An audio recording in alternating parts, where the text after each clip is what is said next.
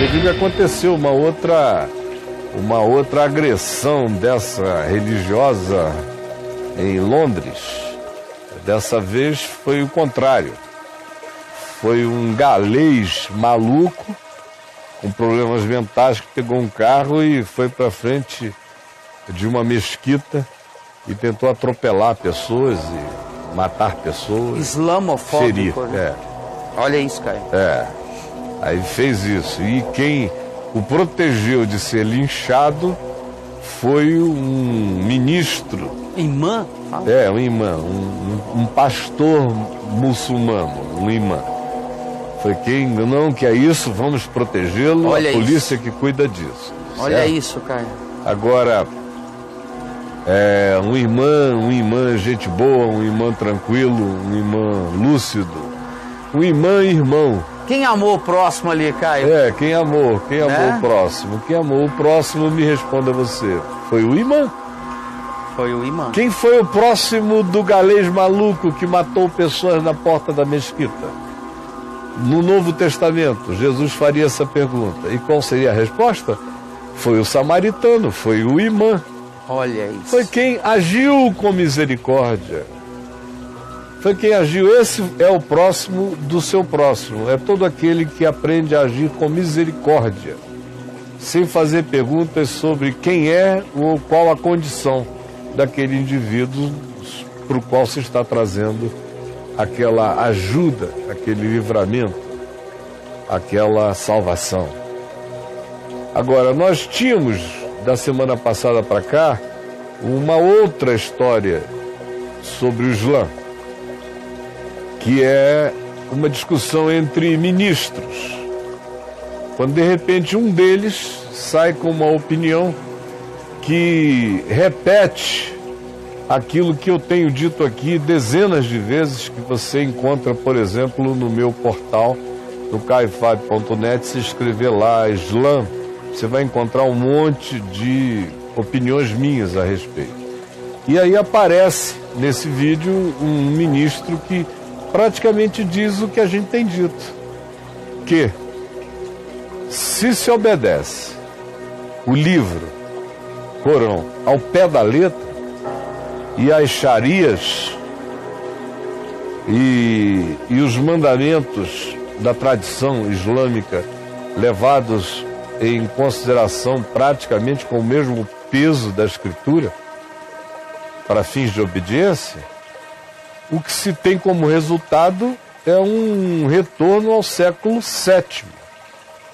E, portanto, há uma moral relacional inaceitável, aonde se resolvia a questão na base do olho por olho, dente por dente, aonde a honra que matava era um direito divino, assim entendido por eles.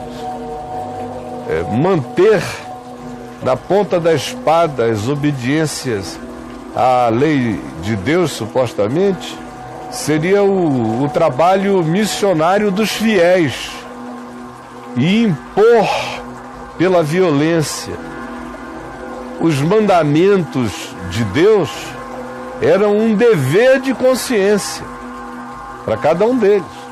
Ora, sendo assim, e vindo essa mentalidade direta do livro, das xarias e das tradições vigentes e repetidas e pregadas, para a contemporaneidade, para os dias de hoje, o resultado é esse. Surge o que surge. E a outra coisa que eu sempre digo é que o muçulmano, que é o cara que a gente espera que cresça na terra, é justamente o que está e é considerado desviado do livro. É o imã liberal, o pastor liberal. É o que salvou o cara, O cara que salvou. É tipo para o pessoal da Arábia Saudita, aquela postura ali é de um samaritano. É um desviado. É um desviado fazendo aquilo. É um cooptado pela civilização, que a gente não tolera. Então, vamos ver o vídeo. Vamos lá. Porque tem algumas coisinhas, uma coisinha a mais que eu queria no dia de hoje acrescentar a essa questão de por que que isso está acontecendo e por que o Islã se tornou esse poder tão violentamente esmagador. Olha o vídeo. First you, Imam, the suicide bomber, 22 years old, born in Manchester. How did these young people get radicalised? Good morning. Basically, we need to be very realistic when dealing with this matter. You have a 22-year-old who gets radicalized over 2 or 3 sermons within a Friday mosque gathering, and the killer of Curtis Chang in Sydney was 15-year-old, and just on the 23rd of this month, 2 days ago, we had a 22-year-old female who is now being arrested, or was arrested, after having ties with ISIS in Adelaide. Now, this age is an age where someone would expect people to be going out, having fun, but no, we have a large number of youth that are being radicalized. This happens because of the books that we have, the Islamic scriptures that we have. They push the Muslim youth to believe that if you go out there and you kill the infidel, that's how you will gain paradise. But they're listening to preachers, if you like, sermons, 2 or 3 sermons by clerics like yourself, radical clerics. What do you more moderate clerics do to out your compatriots who are turning these young Muslims? Well, it is very hard being a peaceful, moderate person within a society that is infested by extremist Muslims. I will not deny this fact. We have a large number of Muslims that are extremists, even in Australia, and we see them when they come out in the Sydney riots, and we see them attacking the police. So we're being infested by radical clerics here in Australia? Yes, clerics and followers as well, and I've said this to many government authorities, and I'd like to show you something.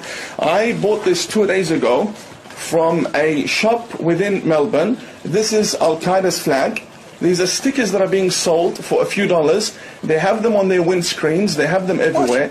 Now, I know that these things can be obtained from anywhere, even online or even on the internet.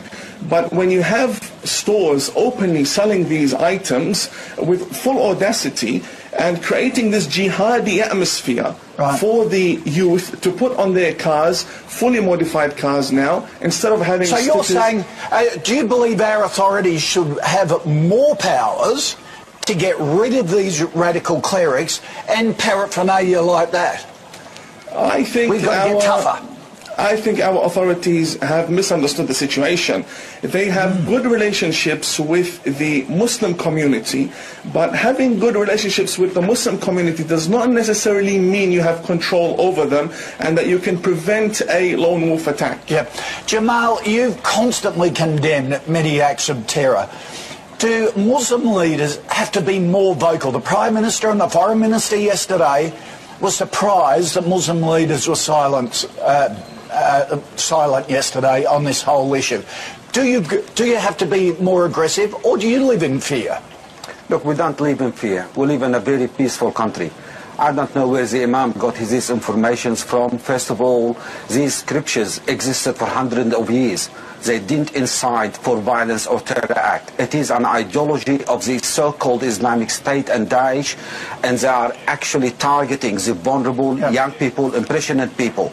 But we are Australian. Our Prime Minister has expressed the feeling of the nation, and that includes Australian Muslims. Our Grand Mufti only yesterday, our Grand Mufti have condemned this act. We have shouted from the rooftops our condemnation of these acts. Now, Imam, what more can we do? Only last Jamal, week... Imam, you're shaking your head. Is there a disconnect between Muslim leaders? I disagree. I disagree. We have a situation where there is a month doesn't go by without a terrorist attack happening somewhere around the world.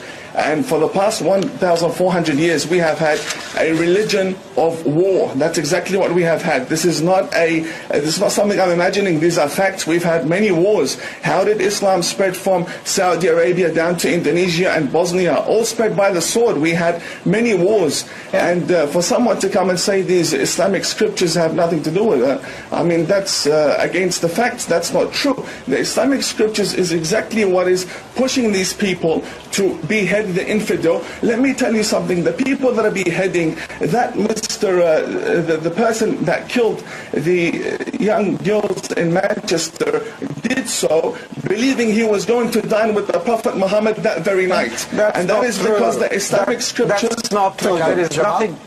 There is nothing in Islam that will justify... Do not lie to the Australian nation. We have in our books the teachings of Ibn Taymiyyah teach to behead people and to kill and massacre people. You cannot sit there and lie to the Australian people. Wait a second. I came here believing that you were a moderate person. Do not lie to the Australian people. É. Caio, é grave, hein? Você já falou isso quantas vezes? Eu vivo falando. Ô, Caio, mas assim, igual ele falou, não há, não sei quanto tempo, eu não lembro o tempo, que um ataque não acontece. Não, ele deu só um exemplo, tipo, não há um mês, em 1400 anos, a gente sempre ganhou tudo na guerra. E nos últimos tempos, não passa um mês sem que tenha algum ataque. Ô, Caio, a que você atribui esse crescimento exponencial da comunidade islâmica e suas ações no mundo? Porque a Europa está tomada. Isso já era uma coisa que se via há muitos anos. Eu fiz parte de uma quantidade enorme de discussões na Europa a respeito do que iria e já estava acontecendo com a Europa. Na década de 70, 80, início dos anos 80. No início dos anos 80, os muçulmanos compraram milhares de templos anglicanos na Inglaterra, porque a Inglaterra estava morrendo na sua expressão de fé cristã, que era basicamente a do anglicanismo. Então os templos estavam vazios. Tanto é que tem uma quantidade enorme de templos. Antigamente havia muita paróquia em todo o Reino Unido. Claro. Aquelas milhares de paróquias foram sendo compradas por mesquitas, algumas por cidadãos ricos para fazer palacetes para eles, outras viraram negócios ou lojas. Mas os muçulmanos, eu posso estar enganado, mas na década de 80 eles eram os maiores aquisicionistas de templos. Eles foram marcando o lugar, comprando. Naquele tempo, o que se perguntava é de onde vem tanto dinheiro. Havia uma política nos estados islâmicos de fazer fluir dinheiro, era o auge do petrodólar, dinheiro saindo pelo ladrão, claro. Fazer fluir dinheiro para esse tipo de facilitação. Era um outro mundo em 1980. Eles foram comprando, começaram a enviar seus filhos, não era por causa de refúgio, era já naquele tempo era uma estratégia de ocupação. Eles tinham uma estratégia missionária, havia uma missiologia movendo isso.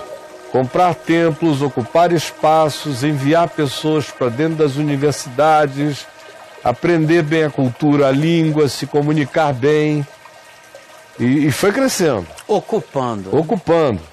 A Europa toda, à medida em que ela foi se tornando pós-cristã, que o cristianismo foi se esvaziando, apesar de todos os esforços que foram feitos para ver se havia um reavivamento de evangelho na Europa, o Billy Graham, historicamente falando, foi o maior empenhado nisso. Na década de 50, no Congresso da Alemanha, década de 60, tudo ele fez eventos enormes, reunindo pastores da Europa e do mundo inteiro. Uma semana, 10 dias, 12 dias de reflexão de manhã, de tarde, de noite, de estímulo a que se fizesse alguma coisa, porque senão a Europa não ia se tornar mais a Europa imaginava que ela pudesse ser, porque a fé entre os europeus estava em processo. Depois da Segunda Guerra Mundial, foi violenta a Primeira Guerra e a Segunda Guerra, levantaram todas as questões possíveis para a alma europeia sobre o significado de Deus. Sim, claro. E da religião, todos. E as respostas foram dadas por Sartre. Foi Sartre que respondeu. Foi Sartre, foi uma das vozes que mais falou a respeito do pós-guerra. Um dos filósofos do pós-guerra mais importantes. Claro. Durante e depois da guerra foi o Sartre. E que existencializou o olhar europeu como um todo, mesmo de quem não comprou o pacote. Então, apesar dos esforços de fora, como do Billy Graham e arcebispo de Canterbury, que se envolveu em muitos desses eventos na intenção de ver o que se podia fazer.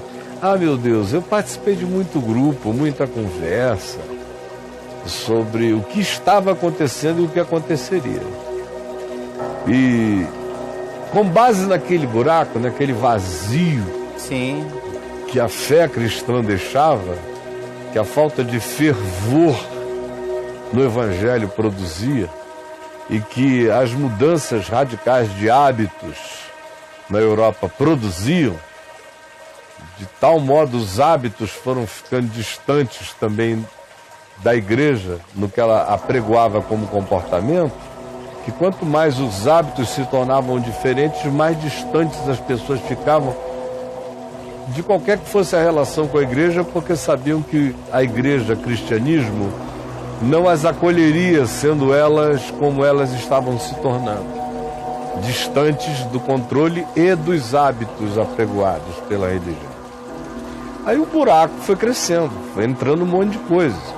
Eu me lembro que você chegava em Paris na década de 70, uma das coisas chocantes era ver a quantidade de esoterismo que você tinha em Paris, muito esoterismo.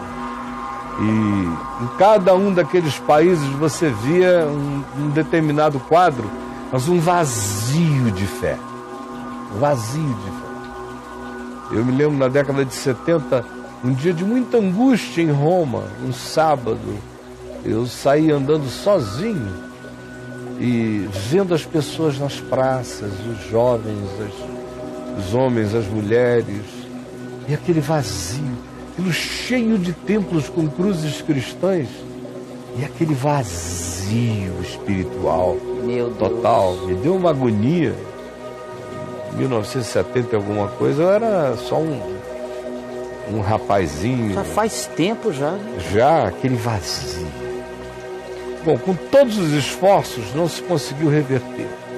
Na década de 90 eu fui muito, 80 e 90, muito pregar na Inglaterra, na Alemanha, que eram os lugares, pareciam mais ameaçados. Paris já era um lugar perdido, a França. Mas a Inglaterra e a Alemanha se tinha uma ideia de que dava para dar uma sacudida neles. Eu fui pregar em muitos eventos, e para os quais os jovens vinham com uma avidez muito grande, mas eram jovens cristãos em grande quantidade, mas significando nada quando comparado com a quantidade de milhões que estavam em estado de total desinteresse por qualquer coisa. E o vazio só foi crescendo e sendo ocupado por tecnologia ou por idiosincrasias, esquisitismos, fetiches, maluquices, experimentos sexuais polivalentes, diversos, não é? Glória ao meu pinto, ao que eu possa sentir, enfim. Princípio do prazer. A existência virou um culto aos sentidos e nada mais do que isso. E olhe lá, os sentidos também precisavam estar anestesiados, porque sentidos não anestesiados podiam significar angústia depressiva. Então, nem os sentidos, eram os sentidos exacerbados pela química. Do psicodelismo ali também, psicodelismo. Né? 70, 80. E, enfim, depois mudou só a terminologia de psicodélico, o pessoal foi para todo tipo de ácido, de êxtases e de outras coisas, mudaram a terminologia, mas está todo mundo zumbificado, né? E o Islã já estava lá crescendo, já vinha crescendo do modo como eu iniciei falando, depois pela capacidade vegetativa de crescimento. Os europeus produzem 1,2 filhos por casal. Por casal. E eles estavam produzindo 8 por casal. Isso. Então, pessoal mais forte, estatisticamente falando, desde os anos 80 já se sabia que ia chegar esse dia. Tinha um nascedouro ali, né? Que eles iriam se tornar a maioria. É. Com todas as catástrofes nos países do norte da África e da África, a maior parte deles países islâmicos, e tendo já essas pessoas uma relação enorme com muçulmanos morando na Europa, parentes, primos e outras coisas, ficou natural o dizer: venham para cá, onde a vida é melhor. Não havia muita outra alternativa, não havia outras alternativas, porque os próprios países árabes não são solidários uns com os outros. Quem tem que ser é a Europa ou a ONU no acolhimento. Então são sempre 2 pesos e 2 medidas nessa coisa toda. Mas faz parte da cegueira imposta. E, bom, aí vem esse crescimento acelerado, enorme. A gente já vinha tendo a guerra deflagrada entre a civilização islâmica e a civilização ocidental há muito tempo. Já vinha sendo deflagrada, mas ela se tornou uma guerra ideológica e religiosamente deflagrada depois da República Islâmica do Irã, depois do Ayatollah, foi quem começou a fazer essa leitura de o grande Satã para os Estados Unidos. Isso foi crescendo. Depois, não a Arábia Saudita, mas os extremados sauditas, influenciados pela Irmandade Muçulmana, como o Bin Laden e pessoas como ele, a Al-Qaeda, que dali surgiu, que fizeram essa leitura escatológica do mundo. É uma leitura escatológica, é um islamismo escatológico, como o Ahmadinejad falou para um grupo de cristãos: Jesus vai voltar com Maomé e o reino vai ser nosso. Então eu até já mostrei isso aqui no Papo de Graça, há uns 4 anos atrás, uma conversa do Ahmadinejad com os jovens universitários. Pois bem, então, no meio disso tudo, quando eu vi o Bin Laden derrubando as 2 torres, eu falei: nós iniciamos um momento arquetípico. Está escrito no meu site, essas 2 torres não são só 2 torres, elas são simbolizações poderosas de uma virada no inconsciente coletivo. O Bin Laden inaugura isso, cara? Simboliza essa virada, essa inauguração. No inconsciente coletivo nada é inaugurado, tudo é no máximo simbolizado. Mas o processo? Porque o processo vem em processo desde sempre. Sim. Só ganha aquela densidade onde aquela representação passa a expressar aquilo ali. Num todo. Agora, o que a gente tem que saber é que eles e nós somos um. Assim, a gente se influencia mutuamente o tempo todo. Então eles sonham também os nossos pesadelos, eles veem as nossas desgraças. E como eles olham para nós, o modo deles nos olharem, eles nos veem como gente totalmente perdida. Assim como muitos evangélicos você conhece, quanto mais radical, mais úteis ao exemplo que eu vou dar, olham para a sociedade à nossa volta, por exemplo, para a parada LGBT em São Paulo. Sim. Olham e dizem: Jesus tem que voltar, porque isso aqui não pode piorar mais, e nem sabem que pode ficar infinitamente pior.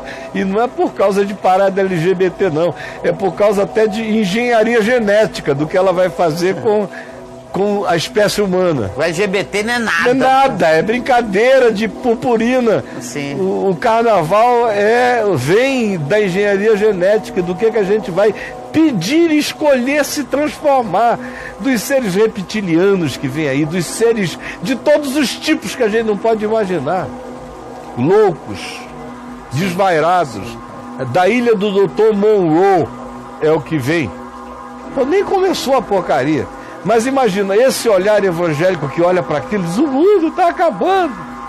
Se tivesse o ânimo islâmico radical da guerra, do enfrentamento, de em nome de Deus matar para herdar o reino dos céus, para jantar com Maomé à noite. Jantar com Maomé à noite.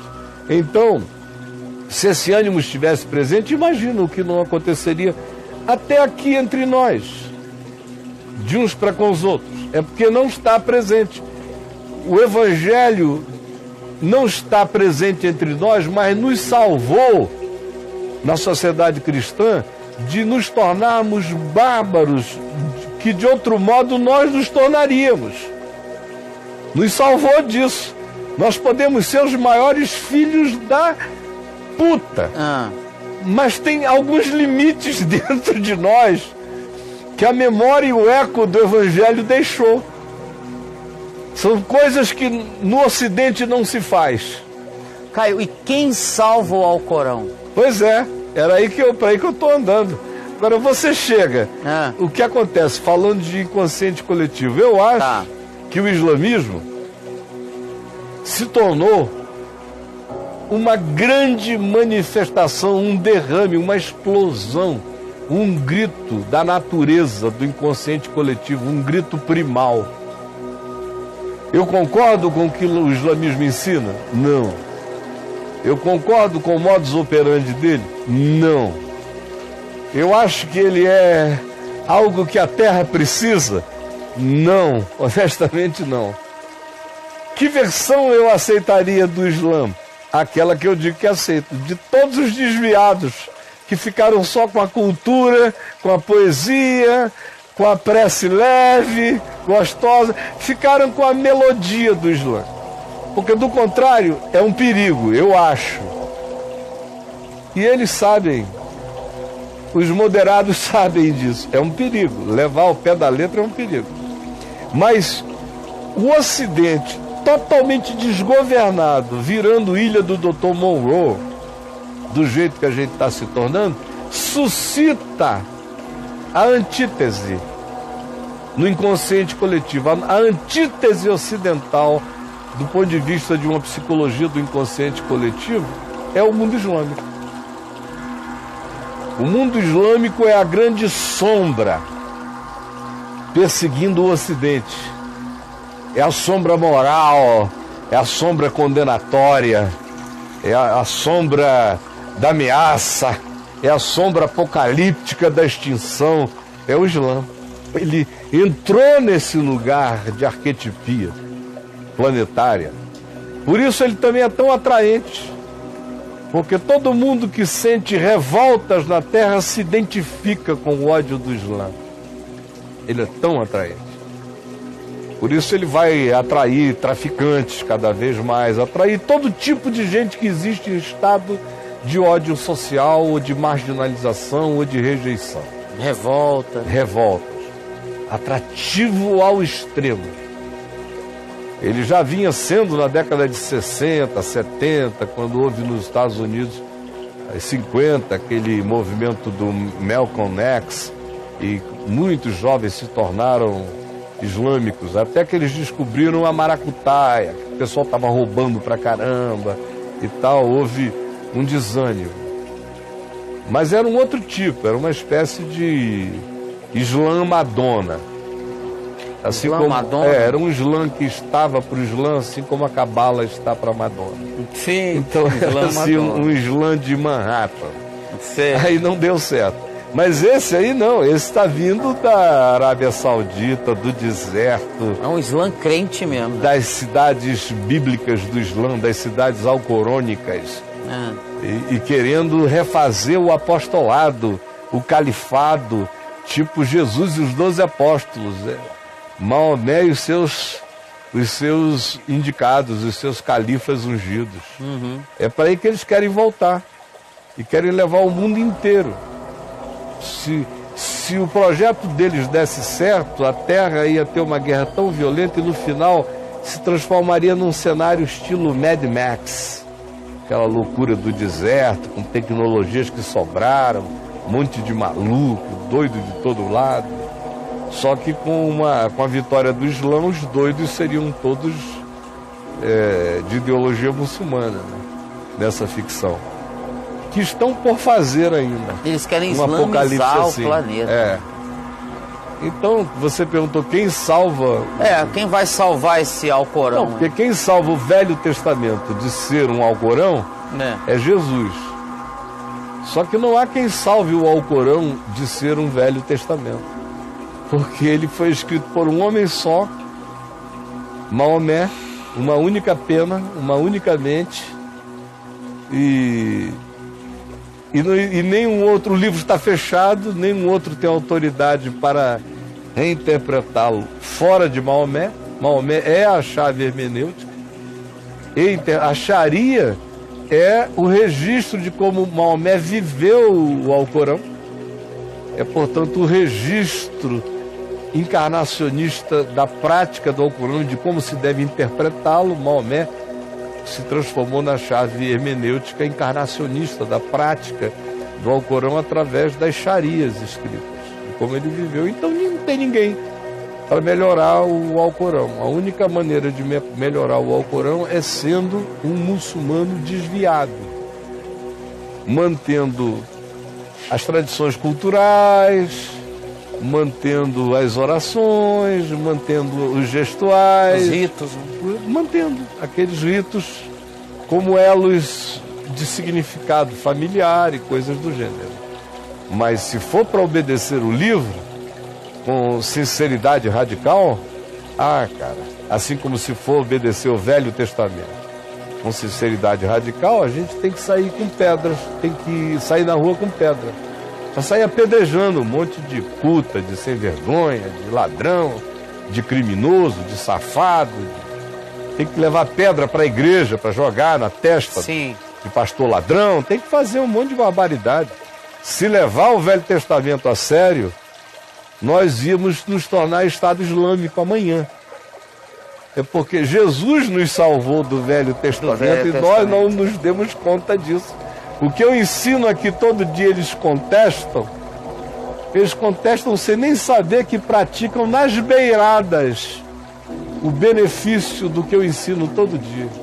A saber de que o fim da lei é Cristo, que o Velho Testamento só tem validade em Jesus, no que mantém sua coerência com Jesus, o que não mantém não é para ser obedecido, porque Jesus é a expressão final da palavra eterna de Deus, e o que é como ele permanece, o que não é segundo ele sai fora, ainda que esteja escrito no Alcorão dos crentes, que é o Velho Testamento da Bíblia. Caio, só um final aqui, por favor.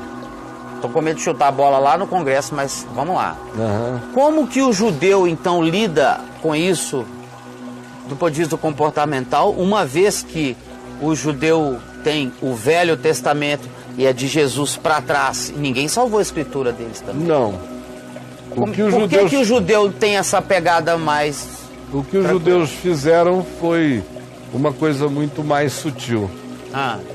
Eles aproveitaram a dispersão quando derrubaram o templo no ano 70. Como só se podia sacrificar no templo de Jerusalém, com o templo derrubado, cessaram os sacrifícios. Então eles mantiveram, sem templo não há sacrifício, é um problema a menos. Porque você já imaginou esses judeus sem templo e sacrificando pelo mundo afora, eles teriam já se tornado há muitos anos, né, já, os bruxos da terra, os adoradores de bode. Queriam matar bode em terreno baldio, em fundo de quintal pela Europa, para derramar sangue. Imagina a situação dos judeus, como teria sido. O apedrejamento. Eles já estavam em processo de diminuição de apedrejamento nos dias de Jesus, por causa da lei romana, porque eles tinham perdido o direito de sair apedrejando a hora que quisessem todo mundo, só se fosse num lugar mais marginal. Então foi meio que um cagaço para Roma. Aí Roma botava as leis. Por isso é que Jesus, também porque era num sábado, o julgamento, aí eles não podiam julgar no sábado, queriam julgar de qualquer maneira e enviaram para os romanos fazerem o julgamento. Mas, mesmo nos dias de Jesus, já tinha diminuído a quantidade enorme de apedrejamentos anteriores. Quando eles foram para o exílio, aí com que poder eles teriam? Que poder eles teriam de praticar apedrejamento em terra estranha? Imagina se esses haitianos que estão chegando no Brasil carregassem a prática de apedrejamento de mulher adúltera. E em São Paulo, uma garota deles adulterasse e eles resolvessem levar para Praça da Sé para apedrejar. Ia todo mundo em cana por muito tempo. E se não tivesse advogados, ia ficar lá para sempre. Então, isso obriga a rever a prática cultural, religiosa, de quem quer que esteja inserido em outro ambiente. Os judeus ficaram 2000 anos nesse outro ambiente. Eles foram salvos pelo exílio. Então eles voltaram europeizados para a Palestina, em vários aspectos. E eles tinham os grupos mais radicais de judeus que não imolavam animais, mas faziam tudo mais da lei, menos os ritos de sentença, de apedrejamento, isso e aquilo. Mantinham aquilo tudo. Era uma espécie de satisfação para a psicologia coletiva da nação saber que tinha alguns vivendo daquele jeito, como meu amigo Hugo me diz, não é? Eu não me santifico em nada, mas tem alguns aí que fazem por mim. E fazem por mim aqui em Israel. Então o judeu acabou que foi salvo da necessidade de não precisar se explicar a respeito de por que ele descumpre o Velho Testamento. Sim. Por causa do exílio. Foram 2000 anos longe de qualquer autodeterminação para fazer aquela legislação ser cumprida. A Sharia deles não foi aceita na Pérsia. Eles viveram sob lei persa antes. E dos babilônios e dos caldeus, todo mundo tinha suas leis. E eles que vivessem apenas o que dava. Depois eles voltaram para sua terra, depois de Ciro, mas ficaram sob o domínio de Ptolomeus e de Seleucidas, então menos autonomia. Tiveram 100 anos de uma certa liberdade com Judas Macabeus, que tomou o poder das forças helenizadoras, seja fossem Seleucidas ou Ptolomeias. 100 anos, aí os romanos chegam. Os romanos chegam e de novo estabelecem as suas leis. E a deles fica encolhida ali dentro. Aí ficam sob os romanos, no ano 70 em diante, dispersos pelo mundo inteiro, no meio, especialmente da Europa, onde eles sobreviveram por quase 2000 anos. Então foi essa sobrevivência, sem que a Sharia judaica tivesse qualquer poder de transformar ou ser imposta sobre a sociedade local, é que eles foram deixando de cumprir totalmente todas as leis judaicas de sentença grotesca, as quais na cruz já foram abolidas por Jesus, e o Novo Testamento afirma. Foi o convívio deles com os gentios europeus que os fez parar essas práticas todas.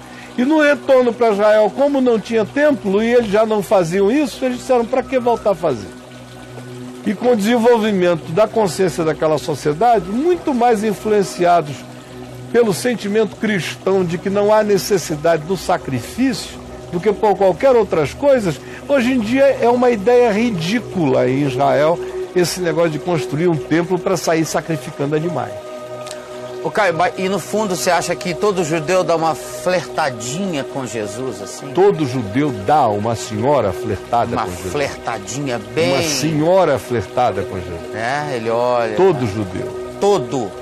Jesus, sem exceção. Jesus habita o inconsciente coletivo judaico. com um poder extraordinário. Por isso Paulo diz em Romanos que vai chegar o dia em que da noite para o dia os judeus vão acordar assim, ó. Damasco. Vão acordar, vai ser como Paulo na estrada de Damasco. Vai chegar aquele dia em que... E Zacarias diz também, Zacarias no capítulo 11, diz: naquele dia, quando estiverem os seus pés sobre o monte das oliveiras, o qual se partirá em duas partes, para o ocidente e para o oriente, eles verão aquele a quem traspassaram. Então virá sobre a casa de Israel grande pranto, e chorarão e prantearão, como no dia do pranto de Adradelon. Clamarão e chorarão por aquele que era o unigênito, a quem desprezaram, o primogênito, a quem rejeitaram. E o verão, o ungido. E Paulo diz: naquele dia todo Israel será salvo. Olha. No sentido de que o véu vai ser tirado, como disse Isaías, pois há um véu posto sobre este povo. Isaías pede a Deus que chegue o dia que o véu seja tirado e eles vejam. Respondendo a tua pergunta, sim, Jesus habita o inconsciente coletivo de todo indivíduo israelense, de todo o povo de Israel. E haverá o dia em que eles acordarão desse sono. Porque todos eles existem em estado, eu digo, todos, tem exceções em todos os lugares, é uma generalização, todos eles existem em estado de fascinação adormecida. Uma fascinação adormecida, mas você sente que o potencial está ali. E outra coisa, eles ficam fascinados quando eles veem você vivendo uma vida que eles acham semelhante à de Jesus. Eles acham maravilhoso, lindo de ver, e ficam fascinados. O Islã não tem isso. Não, não tem. Não existe isso. Existe isso o quê? Esse inconsciente, Jesus habitando. Não, eu não sei, eu só estava respondendo de Israel. Eu sei, né? agora estou jogando aí. Eu acho que Jesus habita o inconsciente coletivo de toda a humanidade. Uhum. Por isso é que os mitos dos povos repetem, desde antes de Jesus e depois de Jesus, repetem os pontos, os pilares mais importantes da vida de Jesus. É Deus que visita uma mulher virgem, que dá à luz a um filho de Deus, que vive entre os homens, em geral morre, mas ressuscita. Está presente no inconsciente coletivo da humanidade desde sempre, desde os registros mais primeiros. Uhum. E continua a ser produzido hoje pelo inconsciente coletivo da humanidade. É uma marca da qual a humanidade nunca conseguiu e conseguirá ficar livre. Está plantado dentro dela. E em relação aos muçulmanos, claro que Jesus está lá, plantado no inconsciente coletivo deles, mas não do modo como está no dos judeus. É uma outra história. Não é? O consciente coletivo obedece significativamente à história, às tradições e à produção cultural do povo. E os sentimentos individuais e coletivos que vão se adensando e vão nos afetando, se redistribuindo sobre nós de maneira semelhante a um sereno que nos banha a todos durante as noites. Isso é só uma imagem poética, não estou descrevendo o fenômeno. Caio, última, por favor, última, por favor. E para onde vai isso, Caio? Essa questão dos muçulmanos, essa violência, essa confusão. Como é que você vê isso lá no futuro? O que você entende? Como é que você entende o futuro disso? Eu acho que não existe futuro no mundo sem a presença de Israel e do mundo árabe. Qualquer que seja o futuro da humanidade vai passar por aí. Por ali. Tudo mais do ponto de vista de uma escatologia planetária. Tá. Não estou nem falando da Bíblia. da escatologia da Bíblia, a escatologia do Irã. Estou falando da escatologia geopolítica que a gente observa. Não só de agora, mas de há tantos séculos atrás. O umbigo histórico da humanidade está amarrado ali. É ali. Está amarrado ali. Amarraram o umbigo de Ismael e Isaac juntos. O umbigo de Jacó e de Esaú juntos. Pá. E Sara e Agar estão presas uma à outra. Olha isso. Aqui. E isso começando lá atrás na Bíblia. Mas você olhando em termos geopolíticos, você veja, por que a Rússia ganhou importância ultimamente? Por causa da presença dela na Síria. Quando o Trump quer desviar o olhar da investigação que pode levá-lo ao impeachment, o que ele faz? Eu estava em Israel, eu denunciei isso. Vocês estão achando que ele jogou uma bomba aqui porque o problema dele é uma bomba? Não. Ele está tentando virar a cabeça do mundo inteiro e da mídia americana para cá, para ver enquanto ele tenta dar um pé na bunda do chefe do FBI e resolver essas questões internas que ele não vai resolver, ele só vai adiar. Fazendo assim, elas vão voltar. Agora elas estão voltando. Então, mas ali é um cenário. É tipo você chegar no Vale de Jezreel e eu te levar lá em Armagedon. Onde você já esteve, olhando lá, olhando de cima, de Armagedon para o Vale de Jezreel. Hoje em dia, o que a gente está assistindo? É uma guerra de Estados Unidos, Rússia, Síria, Turquia e Irã nas terras da Síria, em volta de Raqqa. Mas podia estar acontecendo uma guerra entre Estados Unidos, Rússia, esses coadjuvantes e mais Israel e Líbano, e o cenário está acontecendo em Jezreel, em Israel. Só o lugar simbólico de onde esteja a capital da resistência simbólica, como Raqqa é para o Estado Islâmico. Então joga ali, né, nessa região. Aí alguém vendo isso hoje iria dizer a guerra do Armagedon. Só que a verdadeira do Armagedon vai ganhar proporções inimagináveis, não vai ser ensaio, não é treino. Esse ainda é treino de sub-16. O sub-14, seleção sub-14 está treinando. Dentinho de leite. Dente de leite está treinando ainda. Quando o bicho pegar, aí vai ser diferente.